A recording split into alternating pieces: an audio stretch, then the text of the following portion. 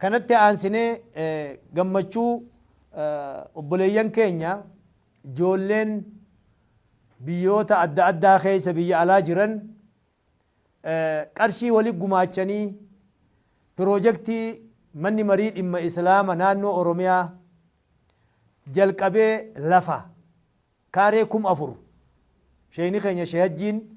gaafa pireezidantii mana marii dhimma islaama oromiyaa kanarra jiran mootummaadharraa hayyama argatanii lafa fuudhanii kaartaa kaasanii diizaayina isaa dalagaa turan yeroo san keessa ijoolleen teenya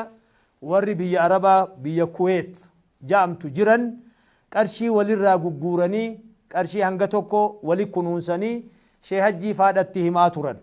isiniif galchinaa majlisa oromiyaa cinaa dhaabbanna jedhanii yeroo san sheeyni waan jara saniin ja'an hanga haalli nuu mijaa'uu isinuma bira nuu haa taa'uu qarshiin kun isinummaan nuu qabaa ja'aa turan ijoolleen sun amma erga majlisni oromiyaa gad dhaabbate majlisni federaalaa gad dhaabbate sheeyni keenya sheehajjiin filamanii pireezidantii mana marii dhimma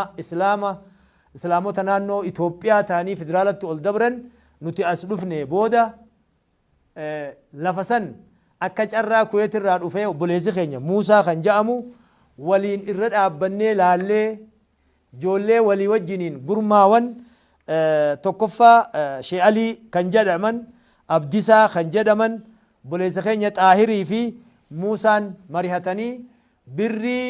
achitti wali kuusan wali qabansan ijoollee dhaloota Oromiyaa naannoo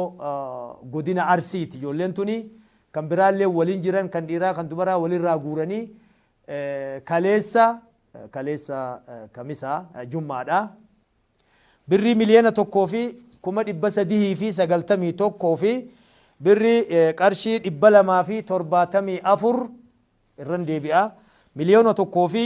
qarshii 391 fi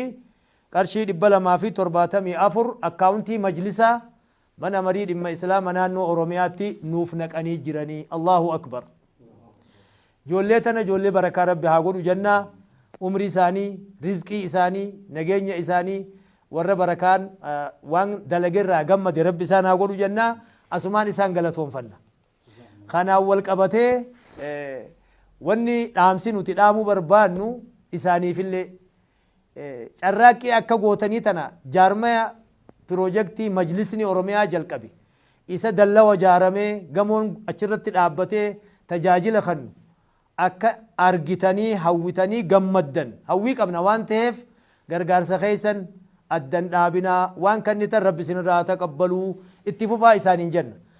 warrammoo isaan hin ta'in kan Suudi Arabiyaa keessa jiran Dubaay jiran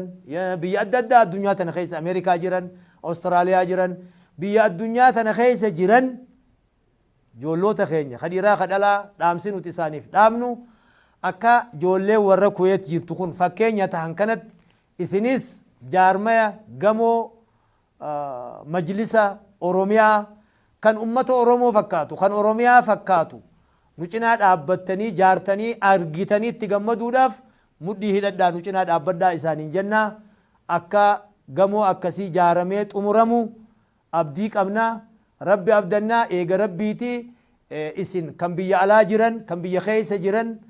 hunda keessanuu akka majlisa kanatti gammachuu qabdan ni beeyna majlisa kana cinaa dhaabbadhaa isiniin jenna jazaakumullahu khayran jajjabaadhaa waan gaarii dalaguu rabbi isinaa waffaquu isiniin jenna رمضان كريم وربنا خبر هدو سنين جنة والسلام عليكم ورحمة الله وبركاته